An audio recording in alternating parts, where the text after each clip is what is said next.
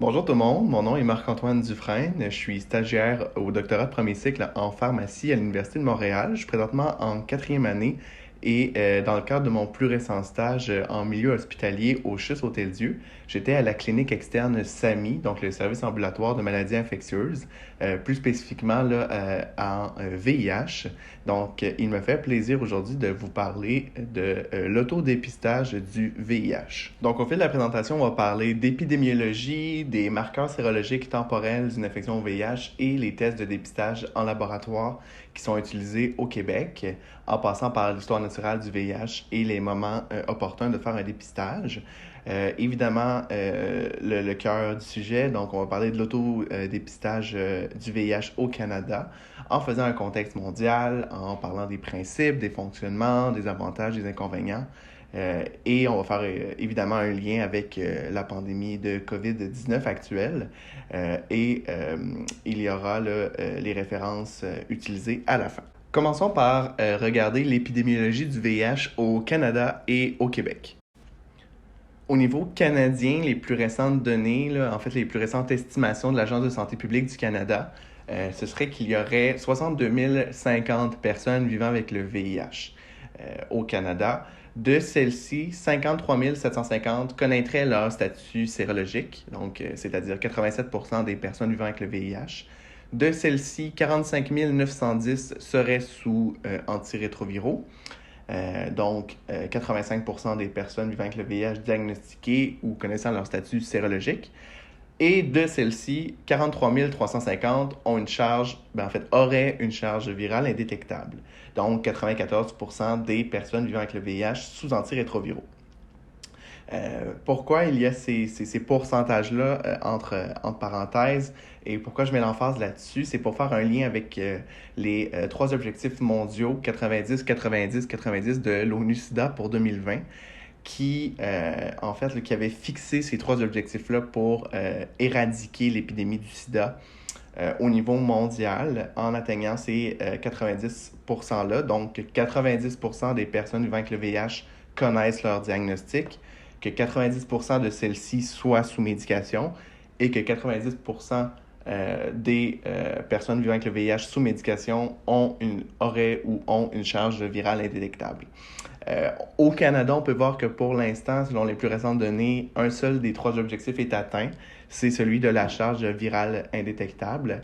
Et au fil de la présentation, vous allez voir que l'autodépistage pourrait grandement aider au niveau de l'atteinte de ces objectifs-là. Au niveau statistique québécoise, il y a le programme de surveillance de l'infection par le VIH au Québec qui a publié, l'INSPQ a publié le rapport pour l'année 2019 en décembre dernier. Les faits saillants que j'aimerais ressortir de ça, c'est qu'il y a eu 646 nouvelles infections rapportées. Pourquoi nouvelle est entre guillemets, c'est que ça ne veut pas dire que c'est uniquement des nouveaux diagnostics. Il faut savoir que ce programme-là, c'est un peu... on n'est pas obligé, tout nouveau diagnostic de VIH n'est pas nécessairement inscrit dans le rapport ou dans le programme de surveillance plutôt. Donc, ça se peut que les nouvelles infections là, incluent des anciens diagnostics, donc des cas antérieurs qui n'étaient pas enregistrés encore dans le programme. Ce qui est inquiétant ou disons plus négatif, c'est que l'INSPQ rapporte que le dépistage était tardif chez plus de 25% des nouveaux diagnostics. Donc, pourquoi? Qu'est-ce qui témoigne là, que le dépistage était tardif? C'est que c'était un stade de maladie avancée, donc des CD4 en bas de 200 ou une maladie indicatrice de sida. Donc, ça veut dire que l'infection au VIH là, était rendue au stade sida, donc la prise en charge de la maladie était vraiment tardive. Et également, on voit une fréquence des dépistages non optimale. Donc, 59% des nouveaux diagnostics au VIH n'avaient jamais été dépistés dans le passé. Donc, ça, c'est plus de la moitié. Puis même encore une fois, plus de la moitié des personnes qui, elles, n'étaient pas naïves au dépistage, donc avaient déjà fait un test de dépistage au VIH dans le passé, ben, ce dernier test négatif-là remontait à plus d'un an chez 51,2% des nouveaux diagnostics. Donc, c'est quand même une fréquence là, non optimale. Évidemment, il y a un petit bémol au niveau de ce programme-là, dans le sens où les données, ça ne permet pas d'établir la prévalence ni l'incidence du VIH au Québec. ni la prévalence des VIH positifs ne connaissant pas leur statut virologique, ou le connaissant du moins, ni non plus la prévalence des VIH positifs qui sont sous médication et dont la charge virale est indétectable. Donc, on peut difficilement faire des parallèles avec les objectifs de l'ONU, parce que c'est un programme là, où, comme j'ai dit plus tôt, ce ne sont pas tous les diagnostics VIH qui sont inscrits au niveau de ce programme de surveillance-là. Ce fut un survol bref des plus récentes données épidémiologiques reliées à l'infection VIH au Canada et au Québec. Maintenant, parlons plutôt des marqueurs sérologiques d'une infection au VIH et les tests de dépistage de laboratoire reliés. Sur cette diapositive, à gauche, on voit un graphique quand même assez clair tiré là, de l'Agence de la santé publique du Canada qui montre un peu l'histoire naturelle d'une infection au VIH avec à gauche là, le nombre de CD4, à droite la charge virale, l'ARN du VIH et un peu là, les stades cliniques selon la chronologie. Donc, il y a trois manifestations ou trois stades plutôt cliniques au VIH. Premièrement, il y a la primo-infection, donc le stade aigu. C'est la période entre la contraction du virus ou disons l'exposition là, au virus et la séroconversion complète. Donc, à ce moment-là, il va y avoir là, vraiment, le virus va se répandre au niveau des tissus, des organes lymphoïdes, il va y avoir un envahissement là, des ganglions. Et jusqu'à 90% des patients vont développer des symptômes durant cette période-là, qui se manifestent généralement de 2 à 6 semaines post-exposition. La présentation clinique, elle n'est pas spécifique, c'est souvent des symptômes d'allure grippaux, donc de la fièvre, de la myalgie, des arthralgies, nausées, vomissements, diarrhée, des céphalées, mais ça peut également comprendre des éruptions cutanées et ou un rash. Les symptômes sont habituellement autorésolutifs là, au bout de 1 à 2 semaines. Par contre, chez certaines personnes, ils peuvent persister pendant plusieurs mois. Donc, il y a ce stade aigu-là, primo-infection, dont on va reparler un peu plus loin dans la présentation. Ensuite, il y a la période de latence, donc, ou qu'on appelle l'infection asymptomatique chronique. C'est une période où le système immunitaire, donc les CD4, ils ont encore le dessus sur le virus. Ils maîtrisent la réplication virale, donc ils diminuent le plus possible la virémie. Durant cette période-là, le risque de transmission est moindre comparé au stade aigu, étant donné que au stade aigu, c'est vraiment un nouveau virus là, au niveau du système immunitaire, tandis que là, il y a quand même un certain contrôle. Comme manifestation clinique, ça se peut qu'il n'y en a pas du tout chez certains patients. Chez d'autres, on peut voir une polyadénopathie, on peut voir une thrombocytopénie, mais ce n'est pas systématique chez tous les patients. Et cette période-là peut durer de plusieurs mois à plusieurs années, tout dépendamment du patient. Finalement, l'infection chronique devient symptomatique s'il n'y a pas de traitement ou si on suit l'évolution naturelle du VIH. Donc, malheureusement, les CD4 commencent à perdre le contrôle de la maladie, donc la réplication virale et la virémie augmentent. Le risque de transmission, quant à lui, augmente également aussi considérablement. Et il y a développement de maladies qui définissent le stade SIDA. Donc, on parle d'infections opportunistes, des maladies neurologiques, des tumeurs et malheureusement, éventuellement, le décès. La période fenêtre, ça va être un concept très important à retenir tout au long du reste de la présentation et même dans la pratique. Donc, comme synonyme, là, ça peut être également appelé délai de séroconversion ou fenêtre sérologique. C'est une période particulièrement sournoise et c'est dans la primo-infection, en fait, que ça apparaît ou que ça existe, disons.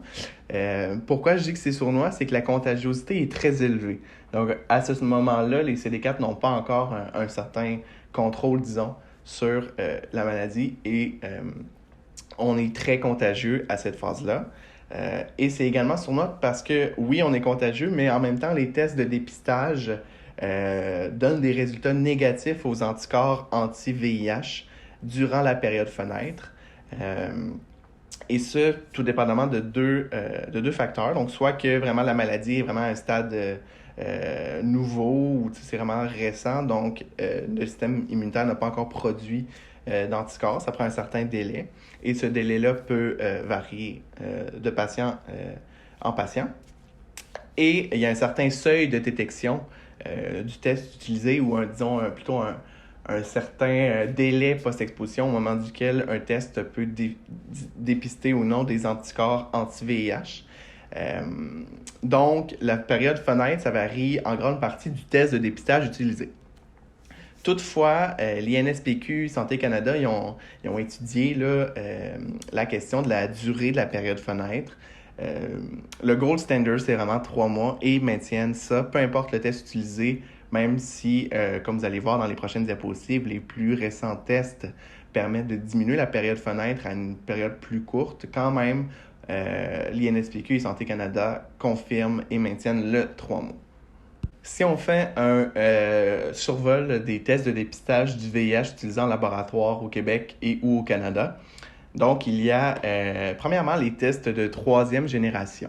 Les tests de première et de deuxième là, sont désuets, ils ne sont plus utilisés. Donc, je n'en parlerai pas plus dans cette présentation. Donc, les tests de troisième génération consistent en des essais qu'on appelle immunoenzymatiques, dont EIA, et le test ELISA qu'on peut voir dans certains rapports de labo, en est un, par exemple. Et ça se fait via ponction veineuse, donc c'est analysé en laboratoire.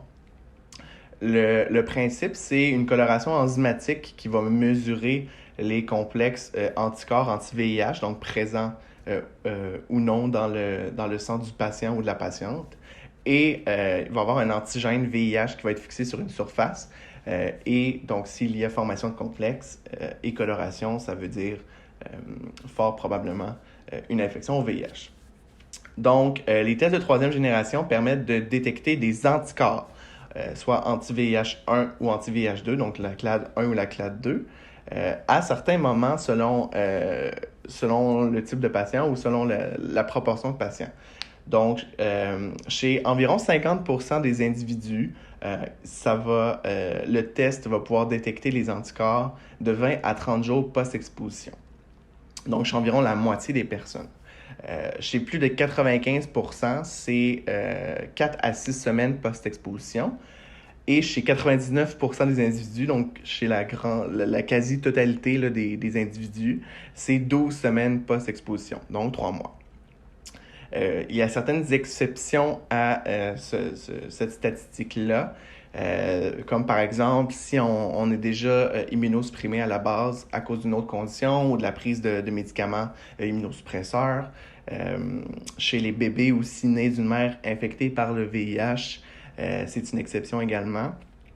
Une autre exception qui n'a pas été démontrée, mais qui est suspectée du moins, c'est possiblement là, chez les personnes qui ont eu une prophylaxie à base d'antirétroviraux, PrEP ou PPE par exemple, ou lors de co-infection avec le virus de l'hépatite C, le VHC.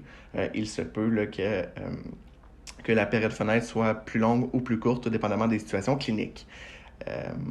Donc, à retenir de ça, c'est que tous les tests de labo au Québec tous les tests utilisés actuellement peuvent détecter des anticorps anti-VIH1 et VIH2. Donc, ça, c'est sûr là, que minimalement, on peut détecter les anticorps anti-VIH avec les tests de labo.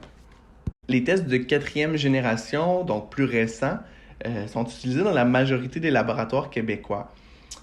C'est sensiblement le même. Je ne rentrerai pas dans les détails là, du terme CMIA, mais dans le fond, c'est qu'il y a un certain seuil là, d'unité lumineuse qui permet de voir là, si c'est positif ou non.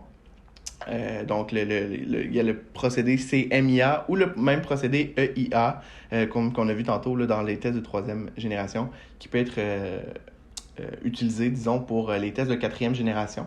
C'est via ponction veineuse également. Et l'important à retenir, c'est que les tests de génération comprennent 2 volets en un seul test. Donc, ils peuvent détecter à la fois les anticorps anti-VIH, donc comme les tests de troisième génération, mais leur atout, leur plus, c'est qu'ils peuvent détecter l'antigène P24. Donc, l'antigène P24, c'est une protéine du noyau viral du VIH qui apparaît dans les premières semaines post-exposition, généralement là, entre les jours 14 à 22 post-exposition. Et ça peut coïncider avec l'apparition des symptômes de la primo-infection. Donc, ça permet vraiment de détecter une infection au VIH au stade aigu par cette détection de cet antigène-là. Et donc, étant donné que ça apparaît plus tôt que les anticorps, ça permet de diminuer la période fenêtre à environ 15-20 jours. Donc, qui est plus courte, une plus courte période fenêtre que les tests de troisième génération. Si je résume, les tests de quatrième génération peuvent autant détecter une infection au VIH aiguë que chronique de par l'antigène P24 et les anticorps anti-VIH. Et au final, initier une prise en charge précoce. D'autres tests ont d'autres utilités également, comme par exemple les tests qualitatifs, comme le test TAN. C'est seulement pour certaines circonstances cliniques parce que ça peut faire un taux de faux positifs plus élevé quant à la détection des anticorps anti-VIH. Ça peut être utilisé à des fins de recherche, mais par exemple, pour diagnostiquer des bébés nés de mère VIH positifs, ça peut être utilisé parce que les anticorps maternels traversent le placenta, puis ça peut être détectable chez les nourrissons jusqu'à ce qu'ils atteignent 1 an et demi de vie, et ce, qu'ils soient atteints ou non du VIH. Donc, il faut vraiment faire un autre test pour diagnostiquer là, un bébé né de mère VIH positif. Donc, c'est vraiment dans certains cas cliniques. Il y a des tests quantitatifs de charge virale. Ça, c'est surtout pour un élément de suivi d'efficacité des antirétroviraux. Mais ça peut être, tout dépendamment, encore une fois, de la situation clinique, ça peut être un test complémentaire à effectuer. Même chose pour les génotypages. Phénotypage, c'est vraiment plus pour voir les mutations, l'efficacité des antirétroviraux. Et donc, presque pas utilisé là, pour dépister un VIH, voire aucunement utilisé pour dépister un VIH. Et finalement, les prélèvements salivaires ou urinaires, là, ça, c'est plus dans les recherches cliniques. Lorsqu'un test de dépistage en labo ressort positif, il faut évidemment faire un test de confirmation pour établir le diagnostic. Donc, au Québec, il faut répéter tous les tests qui ressortent positifs pour exclure des erreurs de labo. Et tout résultat qui va être positif là, aux anticorps ou à l'antigène P24 vont être envoyés au LSPQ, donc le Laboratoire de santé publique du Québec, et l'échantillon va subir la trousse de confirmation Genius HIV 1-2. Et tout dépendamment, certaines trousses spécifiques à l'antigène P24 peuvent être utilisées également. Donc, le test de confirmation au Québec, c'est vraiment ça qui est utilisé actuellement, la trousse Genius. Auparavant, il y a le transfert Western qui a été longtemps utilisé, qui consistait en la coloration là, de liaison des anticorps provenant du sang à des parties du VIH, donc des protéines d'enveloppe, des protéines du noyau sur une surface fixe. C'était un test qui était très spécifique, mais la sensibilité là, était faible aux anticorps produits en infection aiguë. Donc, c'était un test qui était moins précoce que les autres tests là, décrits plus tôt dans la présentation, d'où son titre de test de confirmation uniquement.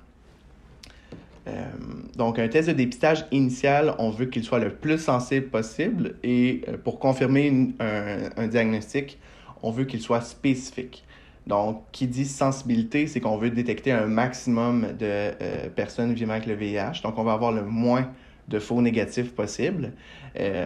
Tandis que quand on dit qu'on veut un test spécifique, c'est qu'on veut détecter uniquement les personnes réellement infectées par le VIH. Donc, on va avoir le moins de faux positifs. Quand faire et ou refaire un test de dépistage au VIH, c'est sûr qu'il n'y a pas de réponse parfaite, dans le sens où il faut toujours personnaliser selon les facteurs d'exposition, les facteurs de risque des patients. Évidemment, c'est sûr qu'à la visite initiale, c'est opportun de faire un dépistage. Ensuite, on va le répéter habituellement 3 mois post-exposition, étant donné que c'est la fin de la période fenêtre pour tous les tests, peu importe la génération utilisée.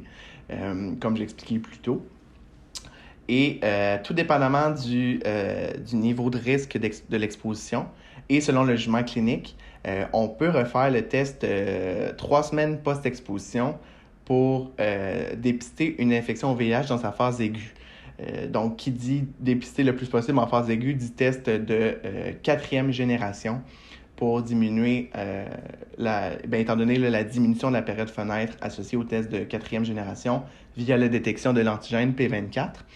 Et quand on dit, par exemple, un risque élevé d'exposition, ça peut être, par exemple, une relation sexuelle non protégée avec une personne vivant avec le VIH dont la charge virale est détectable ou qui n'est pas traitée, ou dans un contexte d'agression sexuelle, par exemple.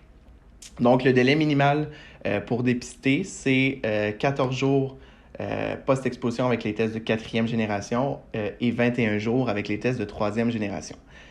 Par contre, c'est bien important de se rappeler que un résultat négatif à cette période n'exclut pas une réelle infection au VIH, étant donné la période de fenêtre absolue de 3 mois. Donc, il faut toujours avoir ce 3 mois-là en tête. Et les délais minimaux qui sont mentionnés là, puis les périodes fenêtres, ce n'est pas des valeurs absolues. Hein. Donc, comme j'ai expliqué plus tôt, il y a des variations intra-individuelles dans la formation, dans le délai plutôt de formation des anticorps anti-VIH et même de l'antigène P24. Et donc, le 3 mois, c'est vraiment là établi parce que c'est là où la grande majorité des patients ont ces facteurs-là, ces marqueurs-là détectables. Mais le délai minimal pour dépister là, qui est indiqué là pour la 4e génération et la 3e génération, c'est à prendre sous toute réserve et selon le jugement clinique. Tombons dans le vif du sujet, donc l'arrivée de l'autodépistage du VIH au Canada qui s'est faite depuis novembre 2020. L'autodépistage au VIH, ce n'est pas un concept mondialement nouveau. C'est déjà implanté là, dans environ 77 pays, dont le Royaume-Uni, les États-Unis et d'autres. Et c'est un moyen novateur qui est fortement recommandé par l'OMS pour atteindre le premier 90. Donc, je rappelle que 90% des personnes vivant avec le VIH connaissent leur statut sérologique. Donc, dans le rapport, en fait, dans les plus récentes mises à jour là, des lignes directrices d'ONU-SIDA, il est mentionné que l'autotest du VIH devrait être proposé comme approche complémentaire au service de dépistage du VIH. Donc, vraiment être implanté de façon complète. Évidemment, les législations, les réglementations, les distributions, les sécurités, les performances des trousses d'autodépistage varient grandement d'un pays à l'autre selon les politiques, selon plein de facteurs. Donc, la première trousse canadienne d'autodépistage à être homologuée, c'est suite aux données probantes d'une étude canadienne de grande échelle qui s'est effectuée sur 3 sites, donc à Toronto, à Winnipeg et à Montréal. Elle s'est tenue de 2019 à 2020 et les données là, soutenaient fortement l'homologation de la trousse VIH-INSTI qui est fabriquée par BioLitical. Et les données probantes se posaient sur 3 aspects clés. Donc, au niveau de la performance, de l'utilisabilité et de l'interprétation des résultats. Au niveau performance, c'était un peu moins un enjeu, disons, côté Santé Canada, parce que le même fabricant, le BioLitical, commercialisait déjà une trousse de dépistage rapide au point de service qui était nommée INSTI HIV-1-2 Rapid Antibody. Donc, comme j'ai dit, par le même fabricant et qui pouvait être utilisé, là, par exemple, dans les bars, dans les saunas, dans les lieux où il y avait fréquentation, disons, d'une population à risque de contracter, là, par exemple, le VIH. Mais ça devait être effectué par des personnes habilitées. Donc, côté performance, c'est sensiblement la même trousse et le même procédé dont je vais venir en détail dans les prochaines minutes. Mais côté performance, la sensibilité là, est très élevée, donc à 99,6%. Donc, c'est-à-dire qu'il peut y avoir 4 faux négatifs pour 1000 personnes réellement VIH positives. Quant à la spécificité, elle est un peu moindre. Donc, elle était 99,3%. C'est-à-dire qu'il peut y avoir 7 faux positifs pour 1000 personnes réellement VIH négatives. Quant à l'utilisabilité, très élevée encore une fois, plus de 95% des participantes à l'étude l'utiliseraient soit à nouveau ou le recommanderaient à leurs proches, à leur entourage. Ils soutiennent fortement son utilisabilité. Et finalement, au niveau de l'interprétation des résultats, ça s'est fait au niveau de 2 volets. Donc, au niveau du fait que la personne peut interpréter son propre résultat suite à avoir effectué l'autodépistage, ou aussi dans des scénarios fictifs où il présentait différentes images et différents résultats possibles. Et les personnes, là, il y avait un taux élevé qui arrivait à interpréter les différents résultats possibles. Donc, à droite, nous pouvons voir à quoi ressemble l'emballage de la trousse d'autodépistage VIH-INSTI de Biolytical. C'est une trousse à usage unique qui peut être effectuée et ou achetée sans supervision d'un professionnel de la santé. C'est la différence majeure versus les trousses de dépistage rapide au point de service. Mais évidemment, si la personne décide d'être supervisée par un proche aidant, un professionnel de la santé, son pharmacien de quartier, ça peut être fait et on peut respecter le désir du patient ou de la patiente. Mais il n'a pas besoin d'être effectué à 100% ou supervisé, là, comme j'ai dit, par un professionnel de la santé ou une personne habilitée. Actuellement, c'est disponible majoritairement en ligne via le site internet qui est montré à l'écran. J'imagine que ça va être tranquillement instauré dans des organismes communautaires, comme par exemple les CIDEP, dans certaines cliniques de dépistage et même voir dans des pharmacies communautaires. Je l'espère que ce genre de test-là va devenir aussi bénin que d'acheter, pas bénin, mais dans le sens va devenir aussi facile que d'acheter un test, par exemple, de grossesse. Pour l'instant, par contre, c'est disponible majoritairement en ligne.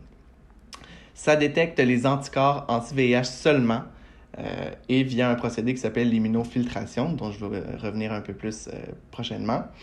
Et tout résultat positif doit être confirmé via test de dépistage standard de labo. Donc, un résultat positif étant donné, comme j'ai dit plus tôt, là, que c'était légèrement un peu moins spécifique comme test et qu'il y a un risque de faux positif, il faut toujours tout résultat qui ressort positif doit être confirmé via une analyse, via une ponction veineuse. L'INSPQ recommande si un patient effectue un autotest et qu'il ressort négatif, mais qu'il y a présence de symptômes de primo-infection, donc comme j'ai expliqué plus tôt, par exemple des symptômes d'ALEA grippaux, l'INSPQ recommande de faire un test de labo standard, donc un test de 4e génération, pour détecter l'antigène P24 s'il y a primo-infection, donc stade aigu. Le gros à retenir aussi de cette diapositive-là, c'est que, étant donné que ça détecte les anticorps anti-VIH seulement, c'est la même période fenêtre que les tests de labo de 3e génération. Donc, chez 50% de 20 à 30 jours post-exposition, et chez la grande majorité, donc 99% des patients, c'est 12 semaines, ou le fameux 3 mois. Nous avons à droite à quoi ressemble le contenu d'une trousse d'autodépistage. Donc, il contient premièrement le mode d'emploi avec les étapes complètes du test et un lien vers une vidéo explicative en français ou en anglais. Un léger counseling pré- et post-test et une certaine liste là, de services ou sources de soutien communautaire. Évidemment, il y a le dispositif du test qui est à l'intérieur. Il y a également 3 petites bouteilles numérotées de 1 à 3 et de couleurs différentes, une lancette à usage unique et un pansement suite à l'utilisation de la lancette. Les étapes de fonctionnement d'une trousse d'autodépistage, en fait, il faut évidemment commencer par bien se laver les mains et les sécher. Le flacon numéro 1, le flacon rouge, doit être ensuite ouvert tout en gardant le couvercle prêt. On va utiliser par la suite la lancette, donc en enlevant l'extrémité bleue, donc l'embout, disons, tout en le gardant prêt pour refermer la lancette par la suite, de façon sécuritaire. On va venir masser le doigt qu'on veut utiliser quelques instants pour qu'il soit chaud, en guillemets, là, qu'il soit plus facilement facile de recueillir le sang. On va venir appuyer la lancette sur le côté du doigt en appuyant jusqu'au clic. On va frotter le doigt pour faire tomber la goutte dans le flacon 1. Donc, on ne met pas la goutte dans le dispositif, il faut vraiment la mettre dans le flacon numéro 1. On laisse tomber une bonne goutte de sang à l'intérieur. On applique le pansement là, si besoin au niveau du doigt. On va fermer le flacon numéro 1. On va le mélanger avec 4 petits coups. Par la suite, on va verser le liquide dans le dispositif et on attend que le liquide soit entièrement absorbé. Un coup absorbé, on va venir agiter le flacon numéro 2 qui est bleu et on va le mettre dans le dispositif. Donc, il n'y a pas d'étape autre de manipulation que ça avec le flacon 2. On l'agite 4 fois et on le met dans la même fenêtre de dispositif qu'avec le flacon 1. On attend que le flacon soit entièrement absorbé et habituellement, c'est suite à cette étape-là qu'on va pouvoir voir le point de contrôle apparaître. Finalement, on va venir agiter encore une fois avec 4 petits coups le flacon numéro 3, verser son contenu dans le dispositif et attendre que le liquide soit entièrement absorbé. Et finalement, nous allons obtenir le résultat. Donc, les résultats possibles suite à toutes ces étapes-là, il y en a quelques-uns. Premièrement, le résultat réactif, donc positif, ce serait qu'il y a un point de contrôle, donc en haut de la fenêtre du dispositif, sous la lettre C pour contrôle justement, et qu'il y a un deuxième test, donc le point de test là, réellement qui s'apparaît sous ce point de contrôle-là. Donc ça, s'il y a apparition de ces 2 points-là, c'est un test qu'on appelle réactif. Ça se peut qu'un des 2 points soit plus clair que l'autre. Puis, dans de rares cas, la compagnie mentionne qu'un anneau très clair peut apparaître au lieu du point réactif. Et dans ces cas-là, c'est des tests quand même réactifs. L'autre scénario à l'inverse, c'est un résultat qui serait négatif. C'est que le test affiche le point de contrôle, donc qui veut dire que le test s'est bien déroulé, que les étapes ont été effectuées de façon adéquate et qu'il n'y a pas de bris ou de malformation quelconque au niveau du test. Mais s'il n'y a pas de point de test, ça veut dire que le test est négatif. Évidemment, je tiens à apporter un certain bémol par rapport à la période fenêtre toujours. Si le test est négatif, mais que la dernière exposition à risque était il y a moins de 3 mois, il faut répéter le test 3 mois, dans le fond, 3 mois post-exposition. Donc, pas 3 mois après ce test-là qu'on vient d'effectuer, c'est vraiment 3 mois après l'exposition à risque, étant donné la période fenêtre, le gold standard de 3 mois. À l'inverse, si on effectue le test puis que notre dernière situation à risque le remonte à il y a plus de 3 mois, un test négatif veut dire là, que c'est... En fait, on n'a pas besoin de répéter le test pour confirmer cela parce qu'on a dépassé la période fenêtre. D'autres scénarios possibles, c'est des tests non valides, donc où il faut répéter le test.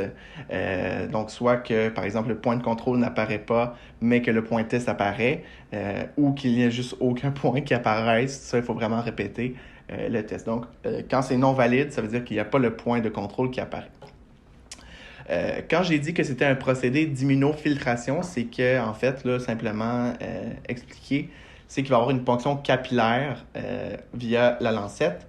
Ensuite, on va, comme j'ai expliqué, là, dans le fond, la goutte qui va être mise dans le flacon 1 va être diluée et va passer à travers la membrane du dispositif qui contient l'antigène VIH. Donc, s'il y a anticorps anti-VIH au niveau du sang de la patiente ou du patient, il va y avoir fixation de ces anticorps à l'antigène. Et l'ajout du flacon numéro 2 qui est bleu contient une protéine colorée et celle-ci va permettre la formation là, du point visible de contrôle. L'autodépistage vient avec des avantages. Donc, c'est un procédé qui est performant, qui est facile à utiliser et à comprendre, c'est rapide. L'entièreté du processus dure habituellement moins de 5 minutes. Et ça vient rejoindre une certaine population, disons, réfractaire aux méthodes traditionnelles de dépistage. Ça permet d'augmenter l'acceptabilité du dépistage et du VIH. Et ça, de quelque façon. Donc, par exemple, c'est une méthode entièrement confidentielle. Donc, on n'a pas besoin de prendre rendez-vous, d'aller dans une clinique physique de dépistage. Donc, pour certaines personnes, ça peut diminuer la stigmatisation associée. Ça s'intègre plus facilement dans les modes de vie actuels, dans le sens où, comme j'ai dit, on n'est pas obligé de se déplacer dans un lieu physique de dépistage, on n'est pas obligé de prendre rendez-vous, de moduler notre horaire de la semaine par rapport à ça. Donc, c'est assez simple, on va acheter le test, on l'effectue à un moment où on est apte ou qu'on est prêt, puis on interprète le résultat. Tout en respectant évidemment la période fenêtre, telle que mentionné plus tôt. Et l'avantage, c'est que plus qu'on vient rejoindre de population au dépistage, plus qu'on augmente le nombre de dépistages effectués et plus qu'on a de chances d'atteindre le premier 90 de l'ONU-SIDA. Malheureusement, l'autodépistage a ses inconvénients, du moins pour l'instant. Le premier, c'est son coût. Donc, 34,95 $ par trousse en ligne ou 54,95 $ pour le combo Twin Pack qui contient 2 dispositifs. Et ça, c'est excluant les frais de livraison, parce que la dernière fois que j'ai regardé, c'était autour de 15 à 25 $ de frais de livraison. Donc, ça peut vite devenir assez dispendieux effectuer l'autodépistage. Également, autour de ce processus ou de ce concept, il n'y a pas de counseling humain.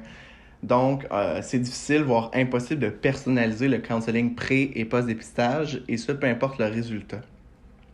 Un autre inconvénient, c'est que ça dépiste uniquement les anticorps anti-VIH et non l'antigène P24. Donc, on a moins de chances, disons, de détecter ou de dépister une infection au stade aigu du VIH. Il n'y a évidemment pas de dépistage d'autres ITSS, donc pas d'ITS bactériennes comme la chlamydia, gonorrhée. Également, il n'y a pas de test, ça n'inclut pas la syphilis, le virus de l'hépatite C, le virus de l'hépatite B. Donc, chez certains patients, ça peut créer un faux sentiment d'être sain sexuellement, donc d'être absent de toute ITSS, mais évidemment, il n'y a pas que le VIH comme ITSS. Ça nécessite une confirmation par analyse de labo, donc même si on effectue le dépistage et qu'il est positif, ce n'est pas un diagnostic établi, donc il faut vraiment faire une confirmation par analyse de labo. Et c'est impossible d'exclure une mauvaise utilisation ou une mauvaise interprétation des résultats, vu qu'il n'y a aucune supervision obligatoire par une personne habilitée. L'autodépistage s'intègre quand même assez bien dans le contexte actuel de pandémie de COVID-19, dans le sens où l'autodépistage permet la diminution des déplacements dans les centres de soins et c'est ce qu'on souhaite là, le plus possible avec la COVID-19. Ça permet également de contrecarrer l'offre réduite d'occasions de dépistage. Donc, malheureusement, suite à, par exemple, des restrictions budgétaires ou d'autres facteurs là, physiques ou peu importe, bref, que ce soit certains organismes ou certaines cliniques de dépistage ont diminué leur horaire ou leurs offres de dépistage. Donc, ça pourrait permettre de contrecarrer ça. C'est une alternative intéressante, mais non parfaite, évidemment, au suivi présentiel de PrEP ou de PPE. Donc, qui sait, dans un futur approché, peut-être ce serait un outil de suivi intéressant pour le pharmacien dans un contexte de prescription de PPE, par exemple. Évidemment, là, avec le contexte COVID-19, on veut que tout soit fait le plus possible là, de façon virtuelle, numérique. Donc, ça permettrait peut-être d'optimiser les ressources de counseling pré- et post-dépistage, comme par exemple le site internet questions.unpharmacien.ca, le portail VIH-Sida du Québec, qui est une mine d'or autant pour les patients que pour les professionnels de la santé, autant en termes de VIH-Sida qu'en termes d'autres ITSS. Et par exemple, le VIH 411, qui est un peu un bottin d'organismes communautaires visant les personnes vivant avec le VIH ou à risque de l'être. En conclusion de cette présentation, le Canada s'ajoute enfin à la liste des pays encadrant l'autodépistage du VIH. C'est un volet novateur qui peut augmenter les chances d'atteindre le premier objectif 90 d'ONU-SIDA en rejoignant un plus large éventail de personnes à risque de contracter le VIH. Les avantages sont malheureusement contrebalancés avec certaines limites. Donc, ça ne remplace pas les tests de labo de 4e génération. Donc, ça ne diminue pas la période fenêtre actuellement connue. Ça ne peut pas être utilisé pour diagnostiquer un VIH et son coût peut être un frein non négligeable pour l'instant. Par contre, ça s'intègre bien dans un contexte pandémique de COVID-19 actuel et ça pourrait devenir un outil de dépistage ou de suivi intéressant pour les cliniciens, incluant les pharmaciens. À la prochaine diapositive, vous allez trouver les références utilisées. Si jamais vous avez des questions, des commentaires, n'hésitez pas à les mettre dans la barre de commentaires sous cette vidéo. Et je vous souhaite une très belle journée. Merci beaucoup de m'avoir écouté. Au plaisir. Au revoir.